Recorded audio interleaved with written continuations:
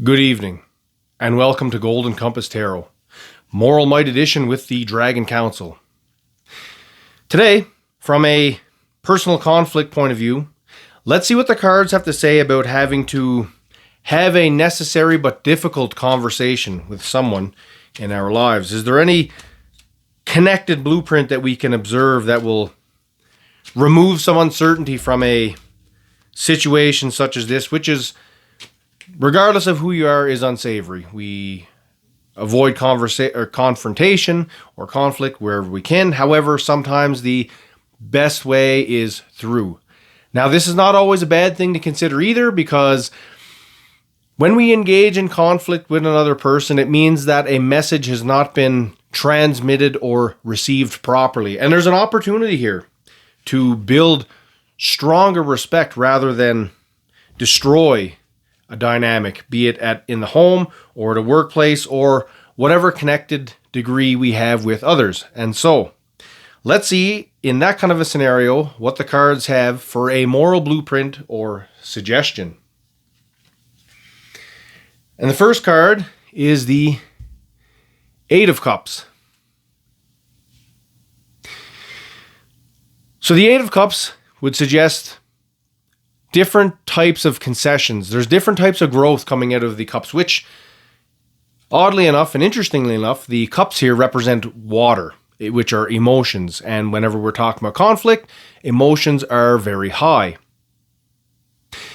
And so to consider this through having a difficult conversation, is there somewhere, some common ground that you can identify or have been able to identify with this person in the past to start from there? And I think that's very important, because having a mutual understanding spot to work from then helps to really recalibrate and realign the intended message that may have been shared incorrectly. Let's see what the second one says now. And the second one is the Two of Pentacles, represented by life is always a constant juggling act. And we all have different perspectives. We have a duality in our own natures for sure. Some things align with us and some don't. And therein lies the challenge of having conversation with people that may turn into a conflict scenario. Now, the thing that is really important to observe here, especially with this card coming up on this topic, is that just because a thing goes sideways, it doesn't mean that it's lost forever. Actually, quite the opposite.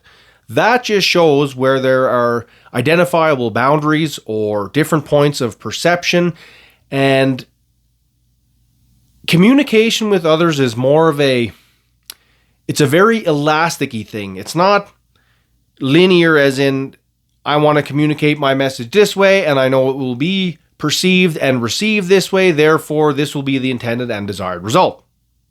There is always that little bit of a duality that does come into effect. And so in observing that, there's opportunities for us to both learn and build actually stronger relationships, because if we are willing to build a relationship out of respect, and from a personal note here, I'll just share this as well. Anytime reaction goes in an unsavory or unexpected way for me, the first question I will always ask is, am I the asshole in this equation? And if I am, then I promptly apologize and I say that I misunderstood, and I explain how the message was received so that it can be cleared up. And that builds respect faster than anything else that I've ever experienced. So keep that in mind whenever we're thinking about juggling the dualities. And finally, the last card is the Ten of Wands. And here it's carrying the burden of emotions. Anytime there's conflict, we carry that around. And especially if it's unresolved, because then our brains are a funny thing, aren't they? They will start to make up different stories. Well, this person said this, so they must have invalidated me as such, or they just don't care, or they're so selfish. But maybe none of that's true. And that's just all the perspective that our mind makes up for us. so that we feel like we're validated or we're right. But with that comes a lot of turbulence, doesn't it? At the end of the day, we ruminate on it, we will think on it, we'll look at it different ways, and most of the time this is very unhealthy.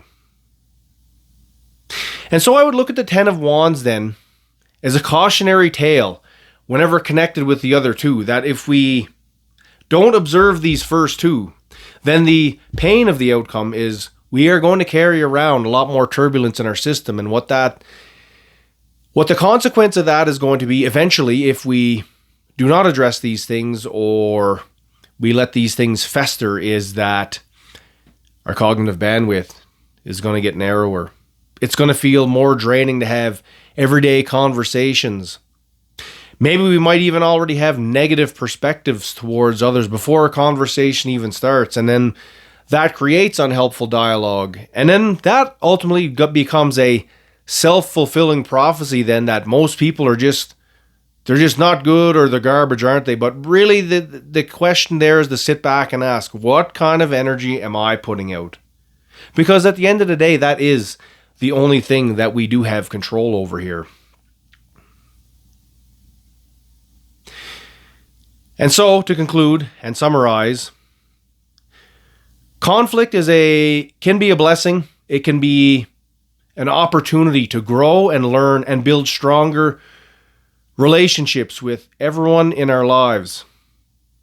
But we just have to remember that there is a duality, and not everyone is going to agree exactly with everything we say, and that is perfectly okay, because being open and receptive to other people's needs is the true path to really being an empathetic and present individual, especially for those that matter in our lives. Because that is the ultimate important thing, isn't it? Is to be able to treat others well, especially those that matter to us the most. We do not want to end up carrying around the burden of unresolved conflict.